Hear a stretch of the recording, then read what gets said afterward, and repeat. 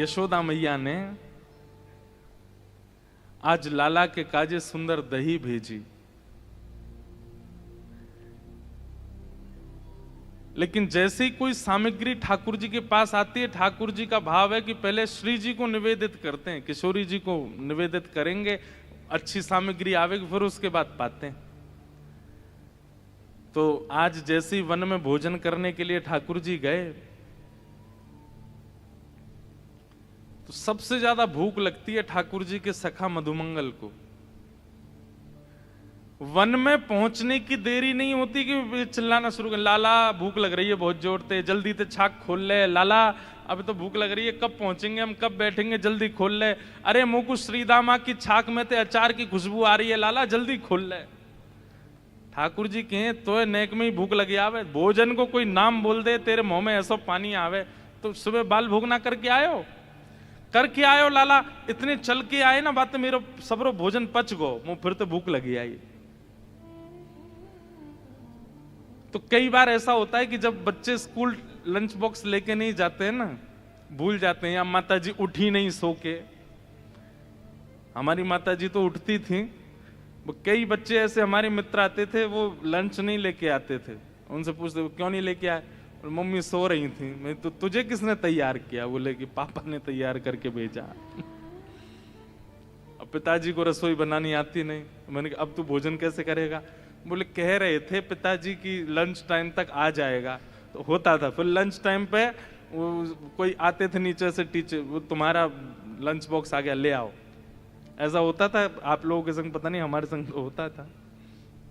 कई बच्चे ऐसे आते थे, उनकी माता ही सोती रह गई, तो बेचारे लंच पीरियड पे ही उनका लंच बॉक्स आता था। तो कई बार यशोदा मैया सोती नहीं रह जाती हैं, ठाकुर जी ही जल्दी भाग जाते हैं, छाक लेके जाते नहीं। तो फिर यशोदा मैया किसी सखी के हाथ छाक भिजवाती हैं, उसको कहते हैं छकियारन। क्या बोलते हैं? जो ठाकुर जी की छाक लेके जाती है, छकियारी। तो इसमें दो बातें हैं कि ठाकुर जी छाक लेकर के क्यों नहीं जाते। उसमें पहली बात तो ये है कि ठाकुर जी को ये लगती है ग्वाल बाल बेचारे द्वार पे इतनी देर से ठाड़े हैं, मेरे दर्शन के काजे, मैं विलंब ना करूं, जल्दी चलो जाऊं। तो ठाकुर जी जल्दी बाहर आ जाते हैं। और दूसरा भाव ये है कि ठाकुर जी जब छाक लेकर के नहीं जाते तो किसी गोपी को अवसर मिलता है छाक लेके वन में जाने का, और उसको ठाकुर जी के दर्शन का सौभाग्य मिल जाता है। पीछे वाले नेक नेक आगे खिसक के आओ, हाँ थोड़े थोड़े आगे आ जाओ, पर बिना इधर उधर देख के आगे आओ, हमको देखते हुए आओ। गांधी धाम वाले इससे भी बड़ा हॉल बनवा लो अगली बार के लिए, तब आवेंगे। आप लोग इतने भाव से आते हैं, इतने प्रेम से श्रवण करते हैं, तो ध्यान से सुनना। ये छवि का दर्शन वज्रनाभ को हो रहा है जो हम अनुभव करा रहे हैं। तो आज ठाकुर जी छाक लेकर के नहीं आए। मधुमंगल बोलो मुझे तो भूख लग रही है, अरे मेरे तो पेट में दर्द है लगो, अरे मुझे तो बहुत जोर से भूख लगी है। सब सखा के बोले लाला जी तो भूखो ही रहे 24 घंटा, या तो नेक में ही भूख लगे आवे। सुबह बाल भूख करके निकला है घर से, वो केवल इतनी दूर गयो है कि केवल घर से निकल के वृंदावन से बाहर यमुना जी के तट पर, इतने में तो भूख लगी आई उसको। और ये कैसा है, अभी छाक आरोग लेगो, छाक पालेगो, और छाक पावे के बाद जब वापस घर जाएगो फिर रोने लगेगो कि मुझे भूख लग रही है, मेरो सबरो पच गो, चल के आया हूं, इतनी भूख लगे। मधुमंगल बोलो लाला भूख लग रही है। ठाकुर जी बोले मैं तो छाक लायो नहीं हूं, कोई छकियारी आ रही होगी देखियो। तो मधुमंगल ऊंचे ऊंचे वृक्षों पर चढ़ करके ढूंढ रहा है, अरे कोई छकियारी आई का, कोई छकियारी आई का, कोई भोग लेके आ रही है का घर से। और बार बार कहे लाला अभी तो कोई दिख ना रो, अभी तो कोई आए ना रो। तो ये लीला एक दो दिन की नहीं है, रोज सी होती है। तो छकियारिन दूर से देख लेती है कि एक पेड़ पर मधुमंगल चढ़ा हुआ है और ये भोजन की प्रतीक्षा कर रहा है, तो जानबूझ के छकियारी कहीं और चली जाती है कि और व्याकुल हो जाए। लेकिन आज यशोदा मैया ने ऐसी सुंदर दही भेजी,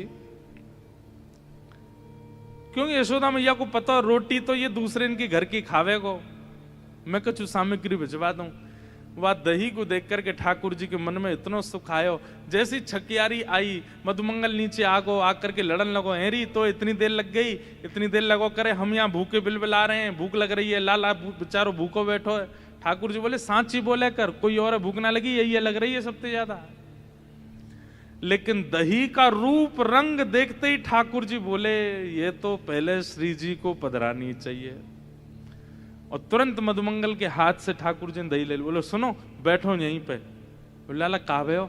बोले तो पता है हमारे ब्रज में एक वृक्ष है। बोले तो वह वृक्ष के नीचे सामग्री धरवे थे, वृक्ष में थे अमृत बिंदु गिरे, वो अमृत बिंदु गिरते ही भोजन जो है का अमृत तुल्य है जाए, वाकु पावे के बाद में युवावस्था बनी रे।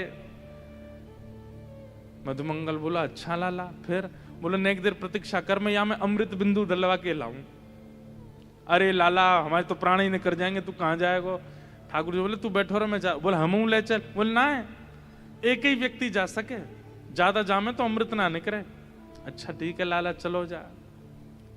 ठाकुर जी लेकर के दही सीधे पहुंचते हैं गिरिराज जी, और गिरिराज जी में जाकर के श्री जी को पवाते हैं, श्री जी के संग छाक लीला करते हैं। ठाकुर जी कुंज और निकुंज दोनों में एक साथ लीला कर लेते हैं। जहां ग्वाल बाल है ये कुंज है, और जहां श्री जी है वो निकुंज है। भैया कोई चिल्ला करके मत बोलो, पीछे से कथा चल रही है ना, धीमे धीमे बोलो। सब लोग इधर देखो। श्री जी को जाके पवा दी। श्री जी ने खूब प्रेम से पाई, और जब श्री जी ने भोग लगाया ठाकुर जी बोले अब दे दो, अब लेके जाऊं या है। और जैसे ही आए वापस आकर के सब ग्वाल बाल मचल रहे हैं। बोले लाला भूख लग रही है, जल्दी बैठ जा आए के। ठाकुर जी बीच में बैठ गए, चारों तरफ ग्वाल बाल सबको प्रेम से पवा रहे हैं ठाकुर जी। तो हमारे अष्ट सखा गाते हैं आज दधी मीठो मदन गोपाल, ऐसो दही हम कबहू न चाखो, सुन गोकुल के नाथ। लाला सांची कह रो तू यहाँ बढ़िया वारो अमृत दलवा के लायो है, ऐसो मीठो तो हमें कभी मिलो ही नहीं है। क्यों? श्री जी का अधरामृत है।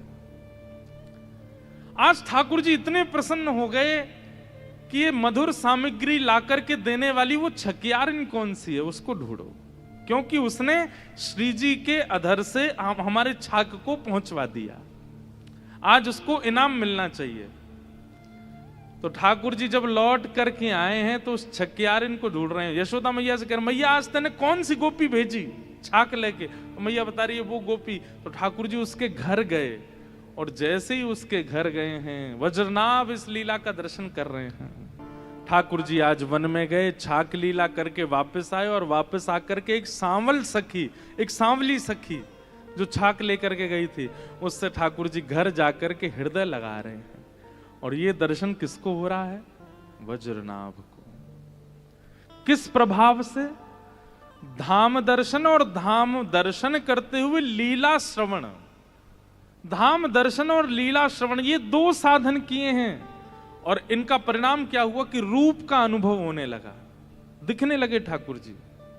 जिस वृंदावन में कोई नहीं दिख रहा था वज्रनाभ को, उस वृंदावन में लीला दिखने लगी, गली दिखने लगी, चौबारे दिखने लगे, अटारी दिखने लगी, सखियां दिखने लगी, लीलाएं दिखने लगी। सांडिल्य मुनि के चरणों में प्रणाम किया, बोले भगवान सब आपकी कृपा। तो ये भजन का रूप है। सबसे पहले तो धाम जाओ, और धाम में जिस स्थान पर जाओ उस स्थान की लीला श्रवण करो। आप गोवर्धन गए हैं परिक्रमा लगाने, लेकिन गिरिराज जी की लीला नहीं सुनेंगे तो परिक्रमा का कोई फल नहीं मिलेगा। फल तो मिल जाएगा, लेकिन फल चाहते हो वो बात अलग है, पर प्रेमी लोग फल नहीं चाहते। प्रेमी लोग तो केवल प्रेम आस्वादन चाहते हैं। तो इसलिए गिरिराज की कोई लीला सुन करो वहां बैठ करके। राधा कुंड गए तो राधा कुंड की लीला सुनो, कृष्ण कुंड गए तो वहां की लीला सुनो, नंदगांव गए तो वहां की लीला सुनो।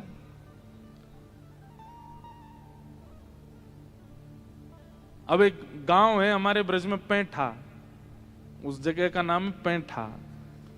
उसका नाम पैठा क्यों पड़ गया?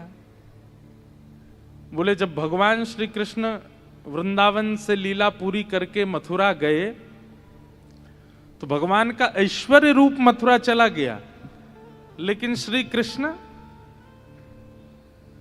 चतुर्भुज रूप धारण करके वहीं बैठ गए। तो गोपियां दर्शन करते ढूंढती ढूंढती जा रही थी, कृष्ण कहाँ है, श्याम सुंदर कहाँ है। तभी उन्होंने एक जगह देखा 4 भुजा वाले ठाकुर जी बैठे हैं। तो 4 भुजा वाले ठाकुर जी वो स्वयं कृष्ण ही हैं, लेकिन 4 भुजा थी।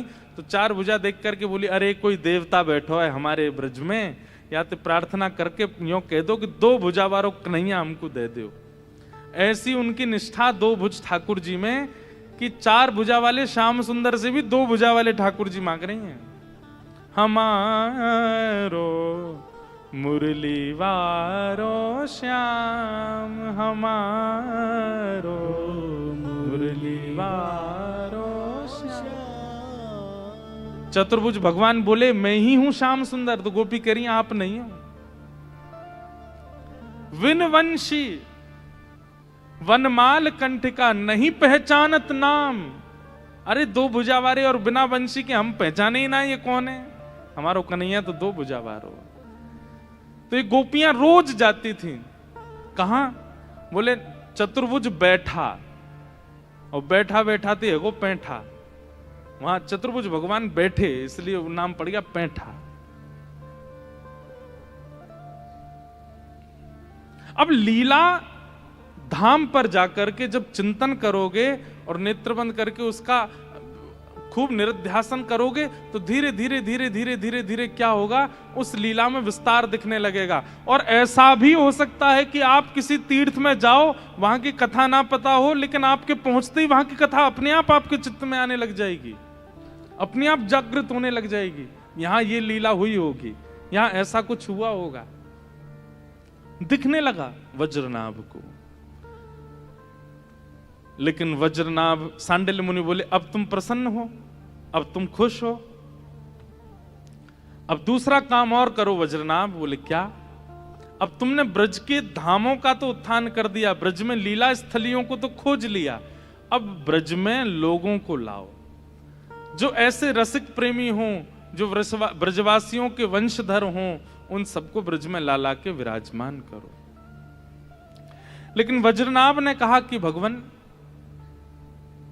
मैं लोगों को तो ले आऊंगा, लेकिन सबके चित्त में लीला प्रकट हो पाए ये संभव नहीं है। और सबसे बड़ी बात, मेरी 16,100 माताएं हैं, वे रोती रहती हैं कृष्ण विरह में, उनके लिए मैं क्या करूं?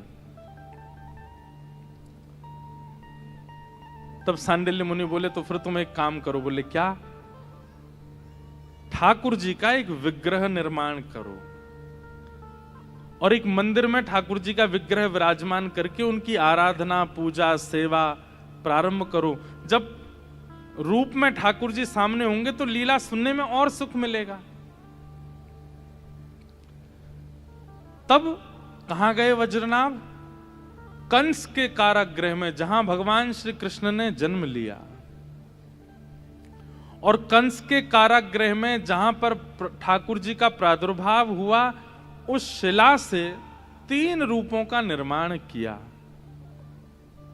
गोविंद देव, गोपीनाथ और मदन मोहन।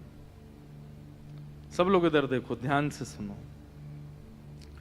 वज्रनाभ ने 3 रूपों का निर्माण करवाया। गोविंद देव, वैसे तो अनेक रूप बने, करवाते गए, कई सारे रूप ऐसे हैं जिनके ऊपर ऐसा प्रमाण है कि ये वज्रनाभ भगवान के परपौत्र ने ही निर्माण करवाए। पर प्रधान रूप से गोविंद देव, गोपीनाथ और मदन मोहन, इन 3 रूपों का निर्माण वज्रनाभ ने करवाया। किस लिए? कि व्रज में जब ब्रजवासी रहने लग जाएं, उनकी माताएं जो व्याकुल रहती हैं, वे सब इनका दर्शन करके सुख को प्राप्त होंगे। नहीं तो व्रज आके सब दुखी हो जाएंगे कि यहां से श्री कृष्ण चले गए, रोता विलकता छोड़ गए सबको।